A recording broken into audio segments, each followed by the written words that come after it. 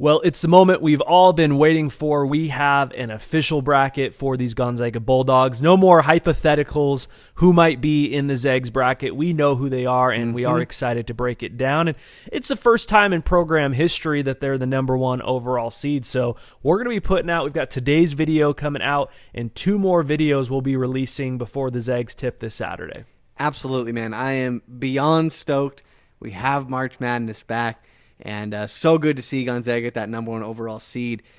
Do not forget, man, like Drew said, we've got a ton of content coming out. It's going to be some great videos. So be sure, if you're watching, whether it's your first time or you're one of our returning viewers, make sure you hit that like button, hit that subscribe button, because you're not going to want to miss what's coming up. It feels weird that it is the number. I didn't believe that when I saw that it's the first time they've been the number one overall seed. Yeah. You go back to 2017, the team that went to the Final Four, Villanova was actually the number one overall seed that year. I think the Zags were the number 2 overall seed. So first time in program history, just another accolade to check off the list. But as the bracket came out, I mean, when you're the number 1 overall seed, they're going to preview your region first. And so we're sitting there, we're watching it come out, and I'll tell you what, I think Zag fans need to be very satisfied with the draw that the Zags got. Absolutely, man. I mean, watching that show, it was really weird seeing them get that number 1 overall seed. Normally, there's some question, will you be that overall number 1? This year, it was essentially a foregone conclusion. And we knew, of course, you're going to get taken care of by the committee a little bit, but you absolutely have to love this draw. I mean, your 2, 3, and 4 seeds in the bracket are teams that Gonzaga has beat this year. And it's always tough come March. Those results go out the window because every game is win and advance, right? So it is always tough to beat a team twice, especially when that comes up in March Madness. But for me, I look at it right away. Mark Few is the best coach in this region. And we've seen when you give Mark Few time to prep for a matchup, and you give him film to look at, I think it spells bad news for the other team. So in my mind, I mean, it just works out great that the way this bracket's set up for the Zags. We know that this team is different than any other Zags team we've ever seen, and I feel like as a lifelong Zags fan, I'm watching Selection Sunday, and we're always, we're going to talk about teams the Zags might want to avoid, but here's the deal, is if you want to be the first team since the 1975 Indiana Hoosiers to go undefeated, and this team is, I mean, they're considered, Baylor's fallen off a little bit, Michigan's got some issues injury-wise, it's really changed the dynamic of that team, is if you want to win this whole thing like this team is expected to do, it doesn't really matter who falls in your region, you're going to have to beat all of them eventually anyway. So it felt a little different because I think the Zags got an amazing draw. But it's like, I bet if we had Fewy on right now, he'd say, we got to go out and beat them all. So it doesn't really matter who we play. But we do have the bracket. So let's dive in. And knowing that the way that this sets up is the Zags are going to play Saturday. It's a 6:20 tip time on TBS. So a prime time slot, Saturday, March 20th for the Zags. And they will be playing the winner of the first 4 matchup between Norfolk State and Appalachian State. So the 1 versus 16 will take place on Saturday at Bankers Life Fieldhouse. We had a conversation on this show earlier about what venue you might like to see the Zags, go into. We both would have liked to see Lucas Oil so they could kind of get that Final Four footing hopefully underneath them. But Bankers Life Fieldhouse is a place that they've played earlier this year. They played West Virginia there. They were supposed to play Baylor there. Yep. It's an NBA arena, so I think in terms of the venue, I like where the Zags ended up. Absolutely. I mean, we talked about it. Bankers Life was our second choice. A great venue. And as you mentioned, man, it helps that you've already played there. People will think back and maybe say the Zags had their toughest game of the season. But let's not forget, Jalen Suggs was out for a majority of that game. And we did come back. He was, of course, on an injured ankle as well. So it works out really well for where the Zags are at. And I'm excited to be able to watch that first 4 matchup on Thursday night, get a little taste of the opponent the Zags will have on Saturday. Yeah, so if you want a preview of who the Zags will be playing in their first game, Thursday evening, 5:40 p.m. on True TV, you'll see Norfolk State take on Appalachian State. And let's break down these teams a little bit. You've got Norfolk State, they're number 200 in Evan Maya. Appalachian is 193. They are Norfolk 16-7 on the season. They come out of the Mid-Eastern Conference. It's their first NCAA tournament appearance since 2012. A lot of people might remember that's when they had future NBA big man Kyle O'Quinn. 15th seed Spartans. They famously upset Missouri that year as a huge upset in the tournament. But this is a team that they've got a guard in Devontae Carter who really the offense runs through him, but it's Joe Bryant. He's a Norfolk native. In their 2 conference tournament games, he scored 47 points, was named the event's most outstanding player. So when you go into March, it's all about playing well at the right time, and this is a team that seems to have found their stride. Yeah, absolutely. I mean, we talk about it a lot, but you've got to have a dude, and that's going to vary. The degree of that's going to vary for each team, but you've got to have somebody playing hot when it comes to March, especially when you are a lower seed, you're trying to make a run. So, I think Norfolk's obviously got 2 good options with the way he's playing, and you got to love seeing the hometown kid, get a chance to ball out for his team and push them to the tournament. So the other team that the team they'll be playing, the other team that could play the Zags is Appalachian State. They're 17-11 on the season. They come out of the Sun Belt Conference. Be ready, Zag fans. If they advance to take on the Zags, you are going to hear one thing early and often, and that's going to be the comparisons to when Appalachian State back in 2007 took down Michigan, who was number 4 in all-in-college football. Appalachian at the time was an FCS school, and so be ready. You're going to see the highlights. You're going to see that blocked kick at the end of that Michigan game, and they'll be making the comparisons to can Appalachian do it on the hardwood like they did on the gridiron a long time ago. But this Appalachian State team, Norfolk hasn't really played anybody all year. Their strength of schedule is one of the worst in Division I. Not the same for Appalachian State. This is a team who did play Tennessee, did play Auburn. If you go through, though, their schedule, there is a little note that you kind of want to look into a little bit as you're going through it. They beat a school called Carver College. It is a historically black 60-student Bible school. Crazy. That if you look at Appalachian State's record, they beat 105-23. So mind-boggling. That look into on your own. Super interesting tidbit. But they kind of got their humbleness handed back to them when they lost to number 10 Tennessee 79-38. They do have a common opponent with the Zags. They lost to Auburn 67-53. Gonzaga beat Auburn 90-67. And when we talk about, a team playing well at going into March, check this out on Appalachian State. They lost 6 of their final 7 regular season games. They had not won 4 games in a row all season. They hadn't won 4 games in a row since 2015. And then what do? They pull kind of a Oregon State, Georgetown in their conference and run through the conference tournament defending Georgia State, who has won it the last 3 years, who is really expected to win the whole thing. But on this team, a little bit more of a balanced attack. They've got some dudes, too, who can play. The guy I think you really want to watch out for is Michael Almancacy.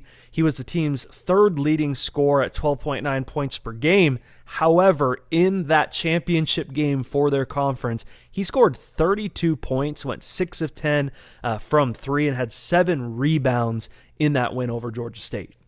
Huge outing for him. And again, you got to have somebody playing hot. That bodes very well for Appalachian State, especially considering, like you mentioned, they have such a balanced backcourt. Throughout the season, they've had 4 guards averaging over 10 points a game, 5 players averaging over 1 steal a game as well. So you add all that in, and then if you can get a hot hand like that, I mean, that's almost required when you're a 16 going against a number 1 seed. It's required to have a guy that's able to go out and get you 30 points. I think this season and this March Madness is going to be a little bit different just because of the limited crowds. It's going to be even that much more important for these lower seeded teams because you're not going to get that momentum of the crowd behind you. So at that point, then it really comes down to, feeding the hot hand, and you hope you can go out there and kind of catch that 1 seed on an off night. It's going to be tough. I don't see it happening per se, but that's definitely what it would take. And both these teams do struggle turning the ball over. Definitely not a formula to success that you want to beat this Gonzaga team. We'll be giving our full, predictions for the tournament on Wednesday. Nobody really picks the first 4 matchups. So all that being said, I think because of that balanced attack and really just the fact that this team's played a lot tougher schedule, I think both of us are expecting Appalachian State to come out of that one. We'll know Thursday night. Yep. But let's look forward to, so the Zags will play on Saturday versus a 16 seed. And then the next game, which is strange, will be on Monday. So if the Zags get through that first round matchup, they will play the winner of Oklahoma in Missouri, which is that 8-9 matchup. And we were talking about it off air. I hate these 8-9 matchups. The reason I hate them, they're not fun to watch. Like, they're two good but not great teams. A lot of times they're, big conference schools. You don't get to watch the small guy. You don't get to watch Cinderella, take it. So this 8-9 matchup is honestly very interesting because you have two teams who have beat some very good teams. Neither of them are really playing their best ball right now. Not at all. Let's start with Oklahoma. They are 15-10 on the season, number 26 in Evan Maya's rankings, finished 6th in the Big 12. They lost 5 of their last 6 games. Again, not playing super well going into March. One interesting tidbit is Lon Kruger, their head coach, joins Tubby Smith, is one of 2 coaches who's led 5 different programs to the NCAA tournament. That's a pretty cool deal. I mean, you lead 2 teams, 3, 4, 5 teams. That's insane. But when you look at this team, they do have some talent and some guys that if the Zags end up playing Oklahoma, you kind of have to watch out for. Yeah, absolutely. I mean, that team throughout the year has ran through their guard, Austin Reeves. Tremendous player down there for Oklahoma, averaging on the season 17.7 points a game, 5.7 rebounds, and 4.7 assists a game as well. So just a guy that fills up the stat sheet. He helps them in every single category. And it's kind of a foregone conclusion, I think, that Austin Reeves is going to get his in any sort of Oklahoma game. We've seen them on national TV a bunch this year, and that's just kind of how they roll. But for me, a player to watch for Oklahoma will be Brady Manning. Oh, yeah. Brady's been their big man. He stretches it all out. He really does. Early on the season, he was shooting 40% from 3. He went through a pretty brutal cold stretch in the middle of the season. But again, you talk about guys playing hot coming into the tournament. Over his last 5 games, Manick is back to stretching the floor. He's 12 of 28 from 3. That's good for 42.8%. And anytime you have a big man shooting plus 40% on a decent volume as well, it just adds in a wrinkle for defenses that you don't see often. So, for me, those are definitely the 2 players to watch for Oklahoma. Oklahoma runs as those guys run. Well, they actually had a really bad loss to TCU earlier in the season, 82-46, that Manick wasn't playing. Yeah. So we can see how big of a deal he is for this Oklahoma Sooner team. But when we talk about, these 2 teams who have quite an impressive wins on their resume, they beat Texas and Alabama back-to-back. Now, it was a while ago, but we know that this Oklahoma team is capable of beating a team like Gonzaga should they get there. They just haven't played like that in a long time.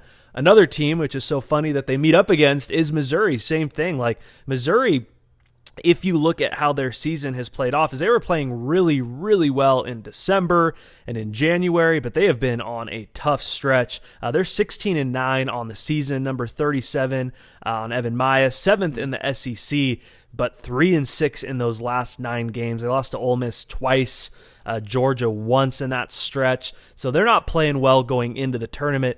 The thing with this team is we know they beat Illinois earlier in the season. Yeah. They beat Alabama earlier in the season. We know they can beat really good teams. They just haven't done it in a long time. Yeah, it's been really since February, I think, was their last big win. Early on, they beat Tennessee and Oregon as well. Yeah. So, that's 4 tournament teams right there that they beat. So we know this team is very capable. They're led by 2 of their guards, Drew Smith and Xavier Pinson. Both of them average over 14 points a game. 14.1 points a game, combined for just over 6 rebounds and 6 assists as well between those two guys. But for me, what I look for in that backcourt, Drew Smith is averaging 2 steals a game. He's a great defensive guard. In his last 5 games, he's got 15 steals as well. So really talk about that matchup between Oklahoma and Missouri. We talk about Austin Reeves being a key part for Oklahoma. If Drew Smith can kind of lock him up a little bit and keep him below his averages, that puts a lot more pressure on Manek and the rest of the Oklahoma crew out there. And it really brings, I think it's going to be an interesting game. We talked about it. Is it going to be a great game of the tournament? Probably not. You've got two it's a teams coin flip game on the downside, but it is a coin flip game. And I think having a great defensive guard can be one of those times that, that might kind of make that coin flip one way. It's going to be really interesting to see the way that one works out. Yeah, it's a story of which team can find their former self and maybe get hot at the right time in the NCAA tournament, and the winner of that game will play the Zags should they advance on Monday. Mm-hmm. Looking at the rest of this bracket, your 5-12 matchup is Creighton and UC Santa Barbara. One thing that I know stood out to both of us as we kind of go through this is between that, you've got on the 4-13 Virginia and Ohio. There's a lot of different, upsets that you could potentially see in this bracket. We'll give our picks on Wednesday, but I think you could see complete mayhem in this region. I think at the end of the day, it'll be interesting to see if any of that matters, or do you get chalk and get, Gonzaga versus Iowa, which is the 2 seed in this region. But as you go through in terms of who could be the Zags Sweet 16 matchup, you're going to have Creighton versus UC Santa Barbara. A lot of people are going to pick UC Santa Barbara to win that game. Understandably so. Creighton's got a lot going on in that program right now, a lot of distractions. They are not playing their best ball right now. They gave up a 46-8 run against Georgetown. I hate to interrupt you. Is that not good? I don't think that's great. I was watching that game early. It was like 16-15. And then I got distracted doing some things. By the time I got back, I thought I was watching a completely different game. So, I think having distractions, might be a little bit of an understatement there in Creighton. I just think this region has a lot of teams that are not playing their best ball. You've got UC Santa Barbara possibly over Creighton, Virginia, who's coming off of this COVID pause now out of the ACC tournament. They can't even fly into Indy till Friday. Is that correct? Correct, yeah. So they had to withdraw from their conference tourney, and it will be Friday before they can arrive in Indy. And they, at the earliest they can practice will be Thursday. They take on a dangerous Ohio team that we'll talk about a little bit more as we give our picks on Wednesday. But don't be surprised at all if Ohio takes down Virginia, the reigning national champion. Technically, it's true. It just feels weird not having a tournament last year. You look at that 6-11 matchup. So going to that Sweet 16 matchup, though, in the Zags region, there's a possibility that the Zags could be playing a double-digit seed in the Sweet 16. Of course, Virginia could come out of there. Creighton could come out of there. The Zags had a heck of a game at Creighton a couple years ago, so a little bit of history there. Yeah. Both of them up to try to get Hunter Salas, the guard, for next year, so a little storyline there, but don't be surprised at all if in that Sweet 16 matchup, the Zags are taking on a double-digit seed. And as we move down to who the Zags might play, in that Elite 8 matchup, the 6-11, you're going to have USC taking on the winner of Wichita State and Drake. Drake is very beat up, very injured. They're running a 5-man rotation right now. Yeah. Wichita State, people forget Greg Marshall, their coach, got fired before the season. That team's really just overperformed this year, done really well. Yep. When you get to March, I do believe that obviously the great teams all come together. That's great. But March, a lot of times you see dudes just step up. Morant put a team on his back a couple years ago. Evan Mobley's a guy that most of the country is not familiar with because he plays on the West Coast, plays a lot of 7 p.m. Pac-12 games. I believe that he's going to carry this USC team a couple games into the tournament. He is a very special player. Probably a guy we'll see go in the top 3 of the draft. Going down the line, you got the 3-14 matchup, Kansas versus our Eastern Eagles up in the upper left. Kansas also banged up. I know that you think that if Kansas doesn't have their full arsenal, that the Eagles can make that a game. Yeah, so we've already heard McCormick is expected back for Kansas, but Kansas will be missing 3 players from what the internet has told us so far this weekend. Internet's always correct. Always correct, never lies. They have not announced which 3 players those are. So I think for Kansas, if you're missing, either Marcus Garrett in the backcourt or Atabaji as well, it could be a game. Now, do I think Eastern can do it? We'll get into that on Wednesday. But depending on the players that are gone, that could be an interesting game. It's just there's a lot of issues with these teams in the Zags bracket. When we talk about this draw, teams that are losing 3 of 9 down the stretch, teams that are injured, teams coming off COVID breaks. I mean, there's just a lot of things going on in this bracket. As we move down, the 7-10 matchup is the Oregon Ducks versus VCU. Mm-hmm. This is a very talented Oregon team. If they can get it together, a very well-coached team. Dan Altman's one of the best coaches in college basketball who does not get talked about enough. So if they can kind of get everything together, they lost to their rival Oregon State in the Pac-12 tourney. If they can kind of get their heads straightened out, this is a team that could make a deep run, taking on VCU. And then in that 2-15 matchup, which is on the complete other end of our region, you have Grand Canyon and the fighting Liam Lloyds taking on the Iowa Hawkeyes. So Tommy Lloyd's son Liam playing minutes for Grand Canyon. Yeah. I know, Iowa, there's a reason they're a 2 seed. It's a very good team, but we've been sounding the horn on this Grand Canyon team for a little bit. We'll give our picks on Wednesday, but again, I just feel like in this region, as this region shakes out, could we get chalk and get Gonzaga versus Iowa in the Elite Eight? Absolutely. Yeah. But I just think, they call it March Madness for a reason. I believe that this region is going to have several upsets as we look into that like Sweet 16 matchup. Whether Ohio pulls it off, whether UC Santa Barbara pulls it off, I think it's going to be really interesting to see how far a double-digit seed can make it in there. There's just a lot going on in this region of a lot of things that teams don't want to be dealing with. Yeah, absolutely. I mean, we talk about COVID pauses, you've got injuries, you've got players that are out even after a pause. So I think mayhem is completely expected in this region. And that's part of why we love March Madness, man. I talked about it a little bit where it feels different this year without a full crowd, that maybe you're not going to see as many upsets. But I think this region in particular is really one to watch out for. And, man, I've said it in one of the other videos, but keep the gas and the lighter next to your bracket because things could go south in a hurry. Yep. On Wednesday, we will be breaking down our bracket, giving all of our picks, all of our upset selections. Let us know down in the comments who you think the Zags are going to run into in this bracket. We want to hear it. Totally take that into account as we fill out our bracket as well. And as we mentioned, if you like the video, like, subscribe, share it. Just love all the feedback we've been getting from everybody. It's amazing. And more than anything, I am so stoked for the end of this week to finally get to March Madness. Not having it last year was just, I think all of us are more than overdue to get our fix. And it's the best time of the year. It's March. Absolutely. The weather gets a little warmer. It just feels like this Gonzaga team has probably their best chance ever to make it back to another Final Four and hopefully get that championship. Yep. And as a Zags fan, you have to love the way that this region shook out for the Bulldogs.